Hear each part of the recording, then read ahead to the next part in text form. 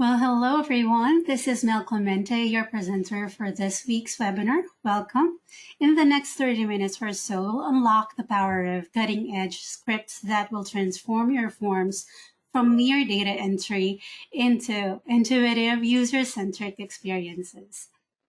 Today, we'll explore practical solutions to common challenges in web form design and functionality. Our journey will take us through a collection of scripts that streamline form interactions. We'll be building on some recent innovations, including a pop-up toast we just implemented, and some clever auto-logout and auto-save techniques. And then Kaoru will do a cameo to talk about advanced validation patterns to enhance form accuracy. So before we proceed, I'd like to launch a poll here to ask you which you're most interested in among these topics. So yeah, just to get your input, get some engagement. Let me know which among these 4 topics, excite you the best. And of course, we'd like to know more about this auto logout and the auto save features. I can see some answers there. And most are just discovering suite of custom scripts, right? We're going to talk a lot about scripts today, some advanced, some just easy ones. All right, I'm actually as excited as you are. I can feel your excitement from where I am. So thank you for answering my poll right there. So yeah, I'm gonna go ahead and let's see. Whether you're a seasoned developer or new to form design, you'll come away with actionable insights to immediately enhance your projects, I'm pretty sure. So for starters, I'm gonna demo how we can set up an expense report form with responsive layout. Yeah, there are a lot of customers asking us about how to make their form responsive. So with just this one script, let's show you how we can do that magically, I guess. So okay, let's jump straight to our demo because yeah, we love seeing forms in actual. Let me see where I am right now. Let's go to our forms viewer site here, manage templates. So I'm gonna upload a template. Our template is going to be the classic expense report XSN that shipped with InfoPath way back. So I'm going to create a new. So Mel, when you say responsive, what do you mean by that? Yeah, responsive is when whichever device your form is rendered on, like if you're using a mobile device, an iPad, like a tablet, and a computer like a PC, right? Your form is responsive enough to adjust its width based on the device it's being opened from. Yeah. So it's that the form can render on any device. It's not like Power Apps. It's not fixed to the screen width. That's right, yeah, and we'll show it live here. So I just uploaded that expense report classic form. Let's see how it looks right now, like nothing without anything yet. So here we can see that, or we can say that it's not responsive. Like if I minimize or like shrink my window down here, like so, it's not adjusting. Things are not adjusting here. I need to scroll to the right to see the rest of my form content, right? And this is not responsive. So we will make it responsive by simply going back to our template page here. Click on the design button on the rightmost here to open your form template in Forms Designer.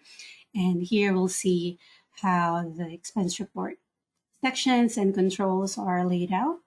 So we're gonna look into the resource files tab a lot today. So we already added Q rules, Qdabra rules. Here I'm going to start adding the resource file that we need to make our form responsive. So here I'm going to our scripts, and here is the magic. Here's the key that will help us make our form responsive. So I'm just going to add that, and then I'm going to grab the name, because I'll need the file name of it. So set table and columns width. Okay, so I'm going to close, try and get rid of our panel, close this resource files pane. And now I'm going to go to our Qdabra rules secondary data source to finish loading. So I'm going to begin adding rules because whatever rules I add in the finish loading node of QRules will run after the form has finished loading from the name itself. I'm going to say make responsive. This rule is going to make our form responsive, right?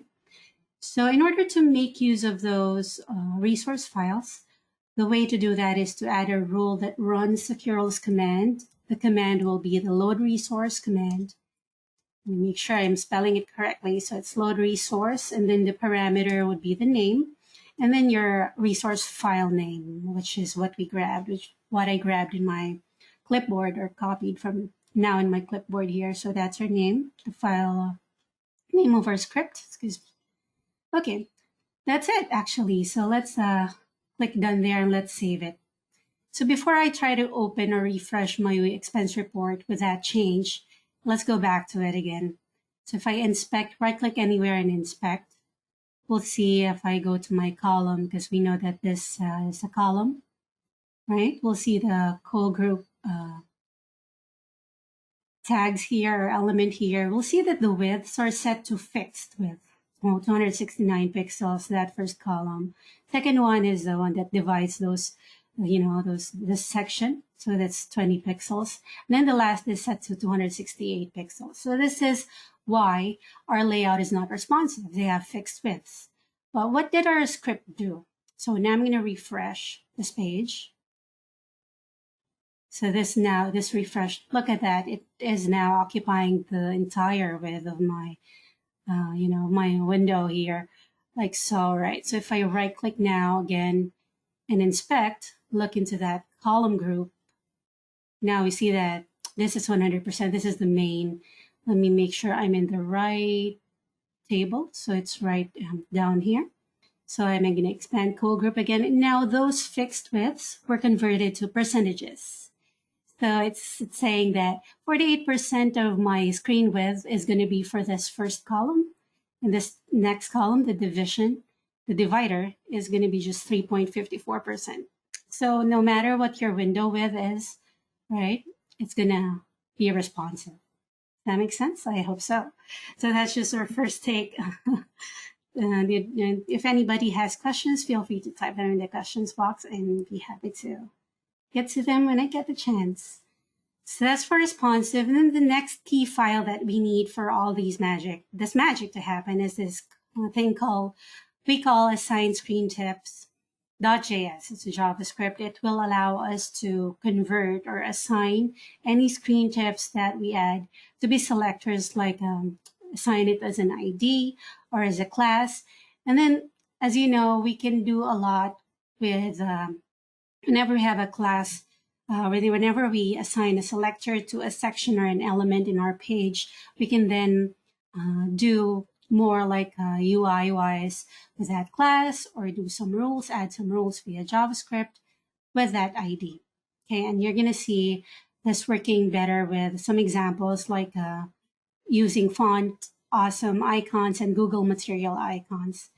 So let me see if I can just show this. So this second thing, all this assign screen tips, is this mainly, this isn't for responsive tables. This is for what? This is for fonts? Yeah, this is for everything else aside from it, from the responsiveness. I'd like to show it live. Is the responsiveness for tables, or is it for everything? Tables and columns only. That's why the name said table and columns with, right? Okay. So I'm thinking here if I should jump straight to my my demo, the custom fonts, right? Font awesome and Google Material. I'm not sure if everybody here know or familiar with these icons, but yeah, let's just show you again. These icons are using the assign screen tips file. This is actually .js. Sorry about this error, but I'm going to correct that later. It's a .js file. So let's jump back into our Forms Designer here and go to our resource files. And now let's add the assign screen tip.js as a resource file again. Okay, let's add it. And I'm going to grab the name. We're going to do the same as far as loading it on finished loading. So go to roles. Then here I'm going to do assign screen tips. And let's show you some examples of what we're talking about here. So I'm going to run first load the file first, right? Load resource / name is the name of the file. Okay. So what I'll do is let's jump back to our expense report here. If I right click on this business purpose field text box, right here is the like the input element for this text box. Nothing special happening. But if I start to go to that text box right there, right? And in the control properties, if you scroll down, we see the screen tip. Okay, it says business purpose. If I go back to the form on my browser here, if I hover over that text box, we can see the screen tip right there, business purpose. But now that I added the assign screen tips.js file, I can go fancier with the screen tip. I can say assign a class to this text box. So I'm going to say class equals, let's say blue BG for a blue background. Okay, I said blue BG and then I check. Okay, and then I click save. Now we're going to reload our form. So that's saved. I'm going to go back to our form here, reload. And then let's right click on the business purpose again. Inspect. Now we can see in the class, in this input element, we've got class blue BG. And what can we do with that? So I can add a rule now, a CSS rule, a styling rule, so that I can just delete everything here. If I want this to be more generic that I can use for something else later. So blue BG, I can say background is blue. And look at what it does with my text box right there. Okay, so that's what you'll need. Why not just use conditional formatting? You can even choose not to do conditional formatting. You can just use ordinary formatting, like yeah, we can have. Does it make it easier to do conditional formatting across lots of fields? What's the benefit? Yeah, we can. For example, there are scripts, right? I'm trying to think, like the dark mode we have in as an example before. That will run easily if we're using this kind of technique. I can also, instead of individually adding formatting to these fields, I can just add screen tips to for example, there's a section here, right? Bulk add. Yeah, bulk add. Target all of the elements inside that section. Yeah, things like that. It just gives you more flexibility as far as, designing and making use of JavaScript files through those kinds of screen tips. Things that you can't do just in stock info path. That makes sense. Yeah, and going more advanced, we're going to do fonts, icons as fonts. So here in our timesheet form that we use internally, you can see these icons. Usually we use picture buttons for these, but is this a form? This is a form that we use internally. It's our timesheet form. Yeah. So yeah, these icons looks like a web page indeed. So these are actually icons, and these are coming from Google. They're Google material icons. I know, Brock, if you're here, right? You, I think, asked me once how we can make use of these icons in our InfoPath form, because InfoPath doesn't allow us like out of the box. Now we can. So if we go to resource files, I'm just gonna, so we've got this assign screen tips, right? I'm just gonna start adding more resource files here that are gonna be used for our fonts. So we need this font awesome CSS if we want to use the font awesome icons. So let me show you those. Go back to our slide here. Click on here. It's the link to where you can see those icons that you can use in your form. So here is the free, under the free category. So you can make use of any of these icons. You can search, for example, like an upload button, right? So this shows you all the upload icons available. And yeah, in order to use this in your forms, we need to go by these requirements. So you need the assign screen tips JavaScript file, the FA icons CSS file.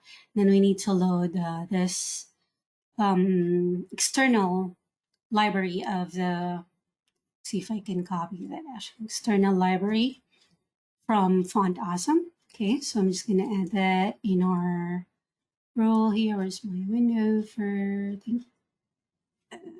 switch back? Okay, So Mel, how is this better than images? It's not an image per se. It's sometimes images are slow to load. That's one advantage, right? Yeah.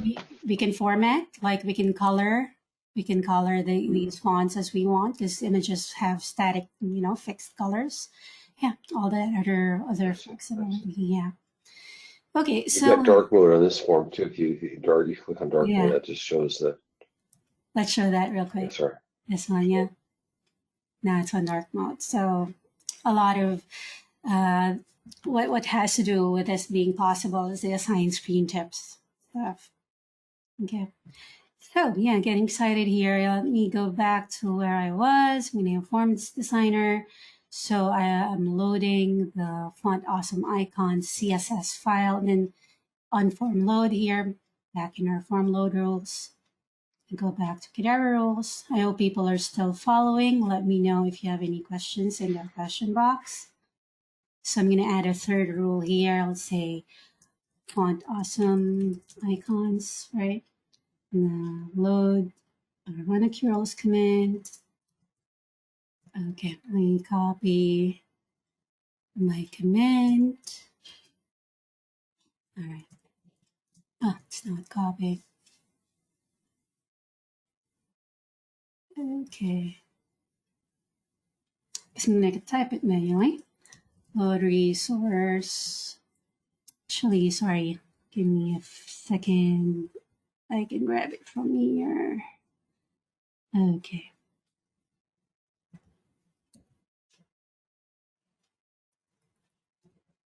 Yeah, it's just load resource, and then the name of the file will be the URL to that external link to the library, right?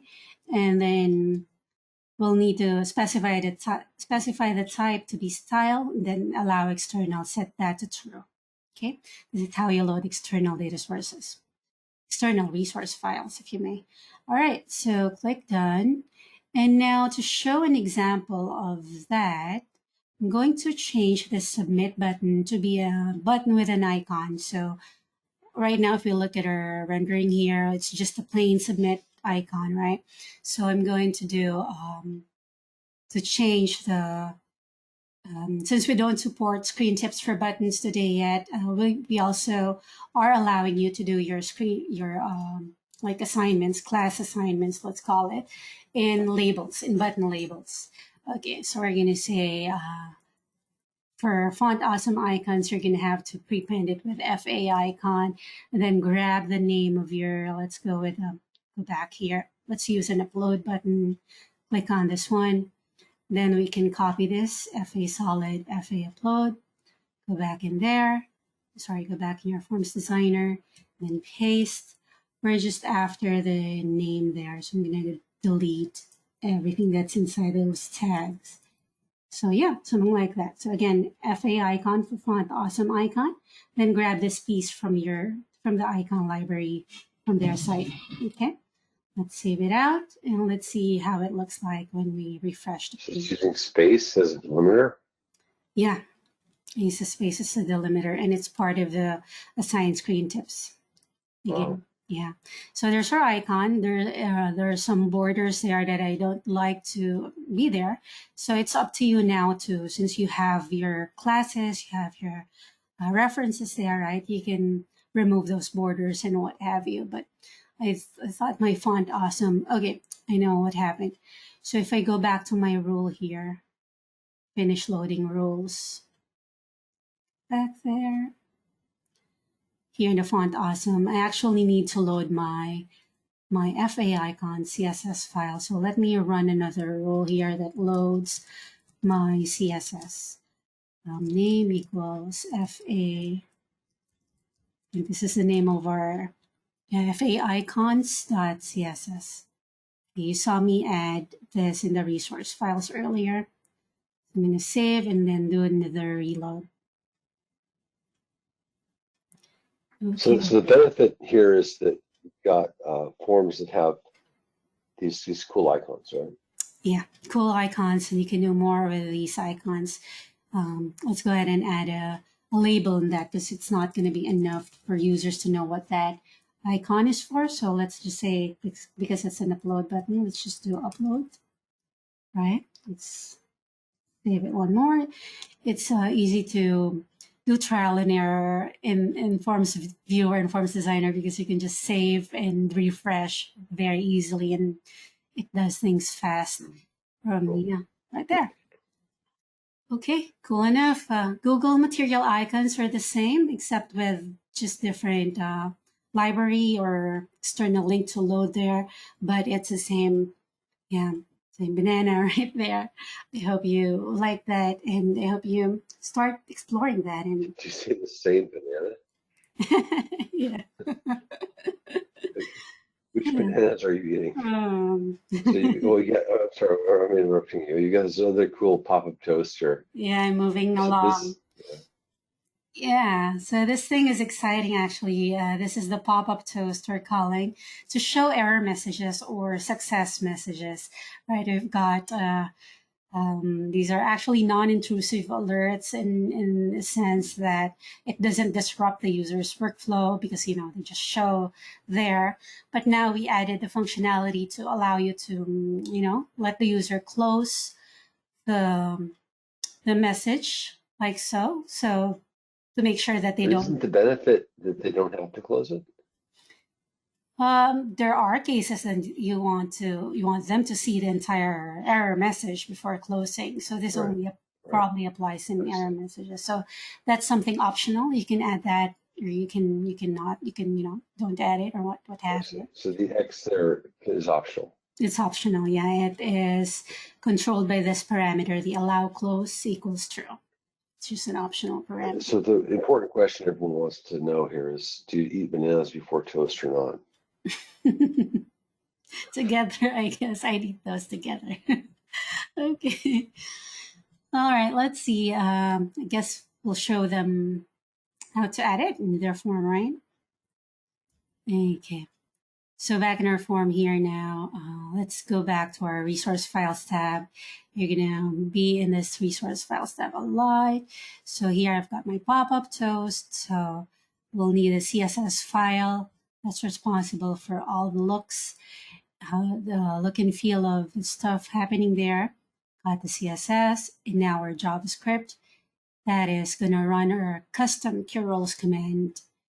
Okay, we got those two files. Now we just need to load them, make sure they're running or they're loaded when our form finishes loading. So back in our rules in the finish loading curls node, let me go ahead and add a new rule, say toast, and load the resource file.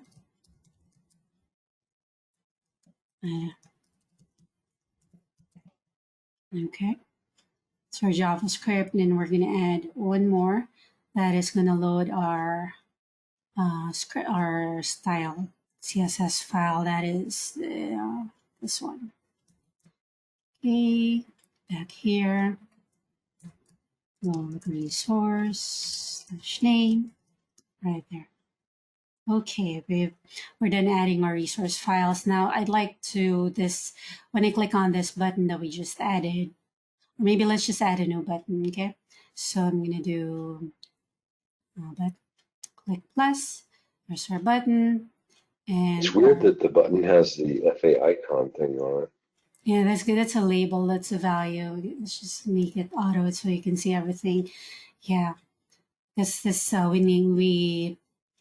we did the class to be as a label instead of a screen tip. Okay, so for this, let's just name it show success message. Thing fancy. Then let's add a rule. So here I'll show success message. And then we're gonna run a curls command. And let me just grab my command right there. Actually, I don't have it right there. Okay. So I think it's just custom prompt toast. And we'll say the title to be a success. For example, this is the parameter, the title parameter, whatever you want. A small T after prompt. Yeah, Prompt thank T you. toast. Yeah, it's 2 T's, right? Thanks. So our title is going to be success. Our text is the actual message that we want. So let's say you have successfully submitted your form. So this is data driven. You can specify your own messages, what have you. It can come from a form field as well. For example, there are messages, error messages from curls. You can point this text to the error node in curls. Okay. So for now, we're just doing a hard coded like that. And then I'll say type parameter equals success. The type parameter accepts two values, either success or error. If it's successful, it's going to show the success icon and color it green. And then if it's an error, just use error. And then it'll do a red and show the error icon. Okay, more on this later on the actual demo. Let's add one more. I'm going to copy this command and add another button that shows the error message this time real quick. Okay. And do show error and then add a rule.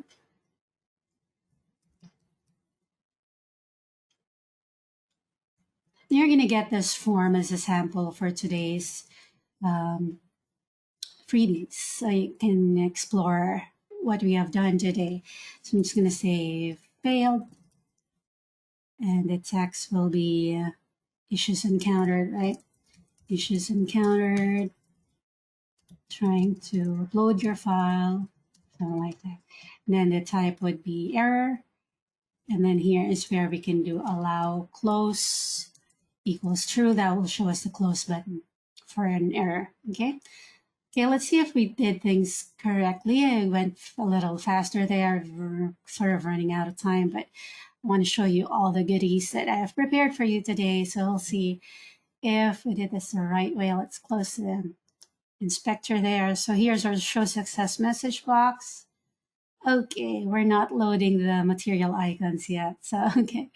So these are, I guess I needed to show you how we need to set up the Google material icons because this thing is using Google material icons. So let's load that. It's just as easy as adding this resource file, the Google material icons file, right? And then let's go to the finish loading node. Qdabra rules, finish loading rules. Let's just add another rule here that calls the Google material icons. I just want to move it up the top right after the font awesome icons. And then here is we're gonna load the CSS file as well as the external file that we're gonna grab from Google. This guy here is my command. And all of these curls commands are doing these are all Qdabra special extensions, right? To load these yes, files exactly. and Exactly. so Yeah, because otherwise we won't have this in info path out of the box. We need to. Yeah. Use cure rules to load these uh, special ingredients. Okay. Click OK. And I think that's it. We're going to save and reload. We did get the pop-up, but we just didn't see the icon render correctly. So we'll see if that fixes the issue this time. Like so, there's our check icon showing our success message. It goes away briefly. This time, the error message. I really like the fact that it just disappears because a lot of times people don't want to have to do anything. Yeah. They just want to see it. The failed though, I mean, I guess I would like to see that Yeah. stick around. So that's the main change, right? That's a change, yes, and that's an improvement. Okay. How much now are we doing with time? Just to go through to continue. We're behind, but thanks, Phil, for doing all this awesome stuff. Yeah, kind of really cool to do these. So yeah, we've shown a lot of demos. There's a good piece here, the auto logout and the auto save. We have actually showcased this. I think our webinar in the Central Flows version 3.0 2 weeks ago. So this is showing we were actually using more efficient activity listeners here via JavaScript. Detects inactivity as when you're, the mouse down, mouse move, key press, scrolling. If there are no activities like that, then that's detected as being inactive. And so the form will show a prompt asking the users. So if they are still there, and asking the users if they want to continue the session. Okay. And clicking continue session loads locally saved data. Okay, let's see this in action. I don't actually have a demo form right away handy, but I'd like to show it running from scratch. So let's download our template, because I created an XTP for you, so you won't have to do this by yourself, like add all the rules and components by yourself from scratch. So we've prepared an XTP for you. Here we're opening it for now in InfoPath Designer, because we haven't added the XTP in our Forms Designer yet. So, okay, here's our inactivity check XTP right there. So you won't need to add these yourself, as well as the rules and some data connections. We've done it for you through the XTP, or reusable template parts is what XTPs are. So I'm going to save this back to my folder here. Let me just name this. So all I did in InfoPath Designer was added the XTP, and now I can close it. And going back to my Forms Designer or Forms Viewer, going to just re-upload our latest XSN. So it's right here. And then I'm gonna attach our latest. This is right here. Okay, date.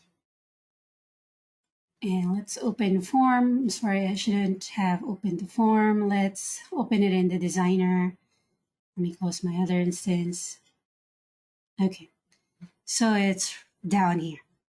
So to customize that, or to make it work, let's go to finish loading again and go to our rules. We're going to add another form load rule that loads the files needed, or that maybe triggers.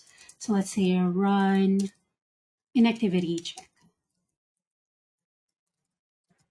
So the way to run this is to set a fields value. It's going to be coming from the XTP logic. So this node here, trigger check inactivity.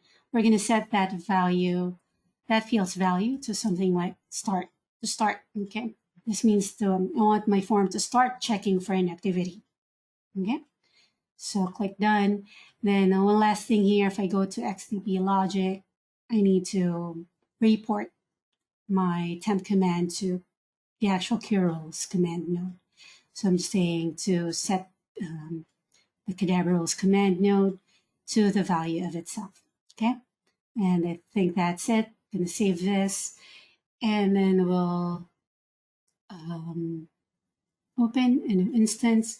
While that is opening, let me show you real quick here in actions, check inactivity, trigger check inactivity node, set time durations. This is where you're going to set your duration. So here I've set 15,000 milliseconds. So I'm saying after 15 seconds, show the overlay, the prompt, the warning.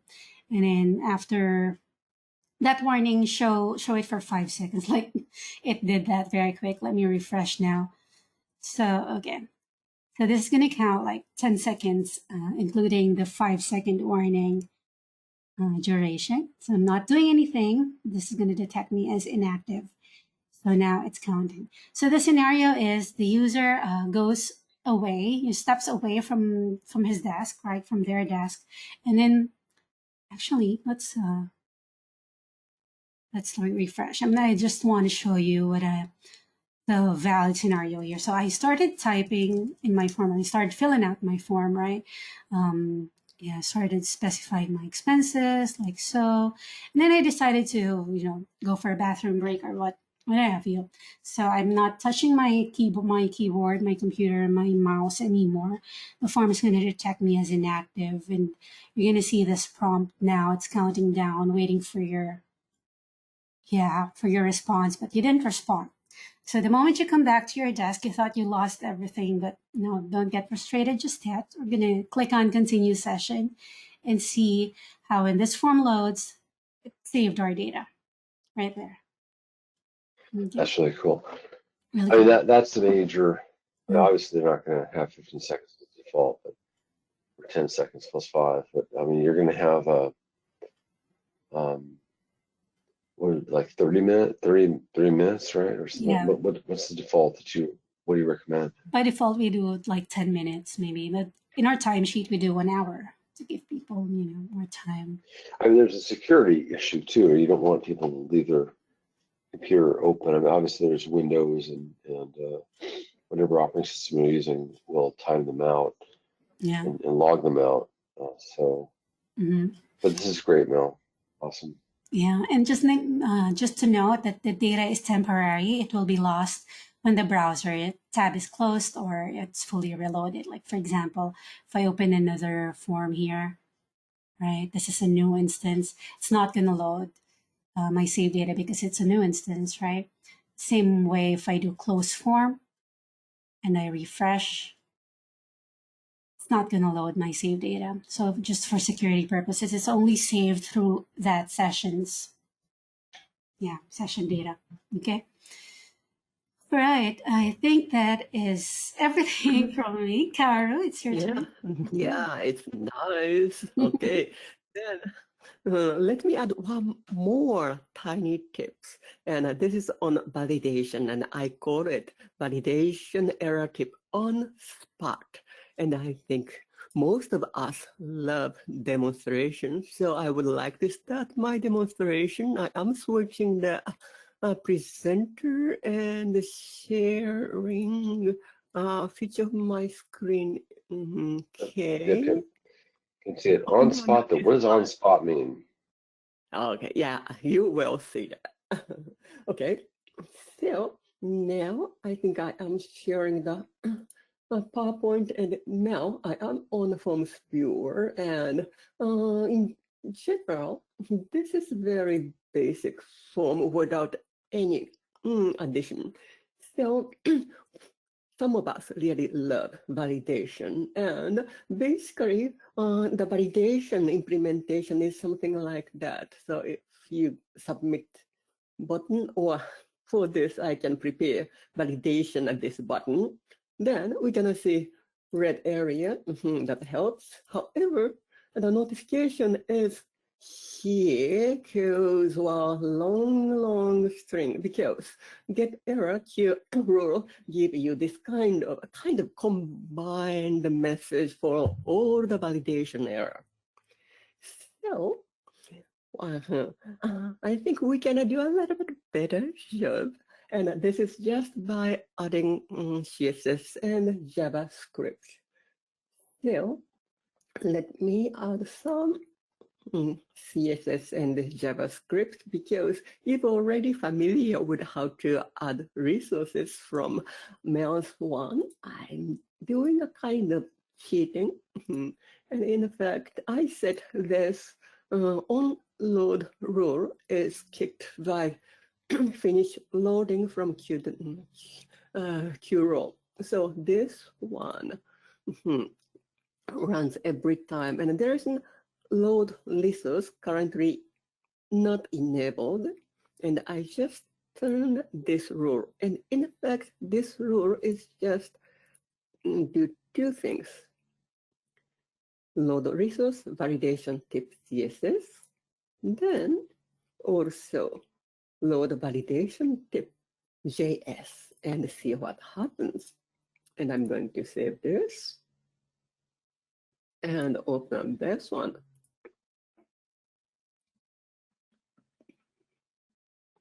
Then if I click validation this, now I hope you can see it's a little bit tiny. I'm zooming in. And now the tips for validation for text is put here, and for whole number is here, or so on. So Kato, the text below validate this button, the sample hyperlink dash mandatory, all that text below, that's just informational, right?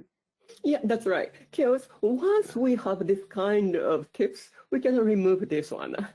Right. Yeah, that makes sense. But How did you do it? How did you post it? Yes, thank you. It's a great segue. So let me back to my slide to show some tips. And in fact, this was not so difficult because the HTML already have very useful information. After the validation, this is an example of a text box. And this text box, after validation, has the yes for data FV has error. And the tips we set in the rule is in title, fill in text. So what I did is apply validation tip.js, and what kind of thing does this do? This find the clause with validation error is yes, and get fill in text, and this copies to this to a upper element, because that is much easier to handle with specific attribute validation tip equal, just copied from the title inside. So this is step one. Now we can see, validation tips. Then the second clue is using CSS. I can define if a element has a validation tip element attribute, then add after. This is pseudo element, and we can easily add contents using attribute validation tip. So now this after element has the fill in text. Then after that, we can just adjust the position of the after element, like a tiny adjustment, or you can set color or that kind of things. So that's the reason, well, that's how we can do this inside of the text box. It's very cool. So that's like a blanket way to do it, bulk validation across the whole form. Right? For your information, this technique can be applied most of the things, but let me be very honest, not for everyone. So I am going to update with more elements. Let me update. And then oh, okay, yes. Upload anyway. Then open this form. Yeah, it depends on the layout, how you use this field. For most of major one, this works well. Let me click this one. Yep. However, at the same time, there are some conditions that we may need to add some CSS adjustment because how you use this one. For example, for this true false one, I put this error because I cannot put the error message inside of the checkbox. So I put here, but depends on your layout. You may adjust the position a little bit. In that category is the data time.